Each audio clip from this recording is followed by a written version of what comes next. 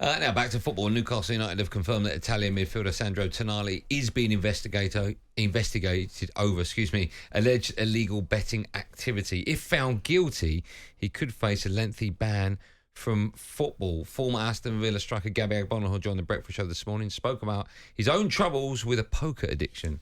It was only good money at Aston Villa at the time. It was more about being single at the time, no kids, living with a couple of friends, coming back on training. We used to finish quite early with Martin O'Neill, finish at 12:30, 1:45, and just coming home and being bored. So you'd get your laptop, you'd play your poker online, then you might go to the casino in the evenings, and before you know it, you're in Palm Beach Casino playing poker with the big dogs. It becomes an addiction. It happened to a lot of players at the club. I bet it does. Very sad. Joining us now for the very latest on this situation is talkSPORT's chief football correspondent, Alex Crook. Crookie, good afternoon to you. How are you?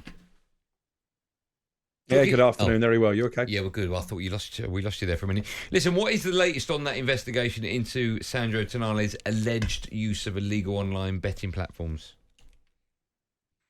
Well, no definitive update today, but sources in Italy are suggesting that maybe we might get confirmation as to the length of punishment that Tonali is going to have to serve, probably early next week, maybe before Newcastle play Borussia Dortmund in the Champions League. Big game for them, that yellow wall descending on the northeast in midweek. It does mean that Tonali is available for selection when Newcastle take on Crystal Palace live on talkSPORT 2 on Saturday afternoon. But I guess the question that Eddie Howe is going to have to answer is where is Tonali's head at? We know that he's presented a medical certificate from a doctor to the authorities over in Italy confirming that he is a gambling addict. We know from speaking to the Italian coach that he was left distraught by events over the last week or so. So the question is his head going to be in the right place to turn out for Newcastle at Palace at the weekend? We're going to hear from Eddie Howe at his pre-match press conference tomorrow. I'm not convinced that he'll deviate too much from what Newcastle have said in their statement, but obviously he's going to have questions to answer. And it's all very unfortunate as far as Newcastle are concerned after such a strong start in the Premier League and in that Champions League group that their record signings seemingly won't be available to them for the foreseeable future. Crook, I know you said that he could be involved at the weekend, but do you think it's the right decision for him to be involved at the weekend with this investigation going on?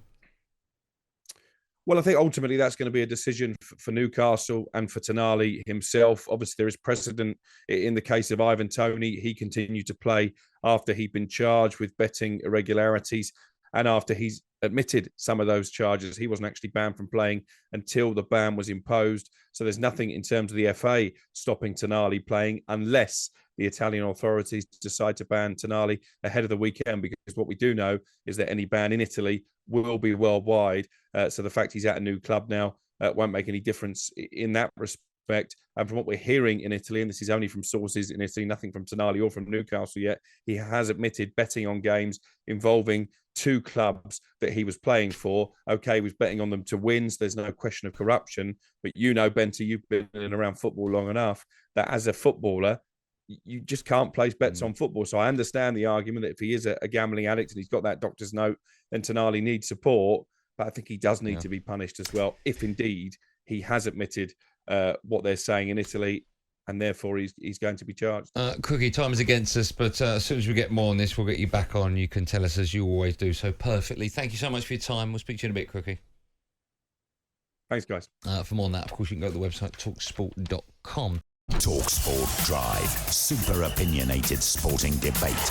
Monday to Friday afternoon from 4 on AM, on DAB, via the talkSPORT app and on your smart speaker.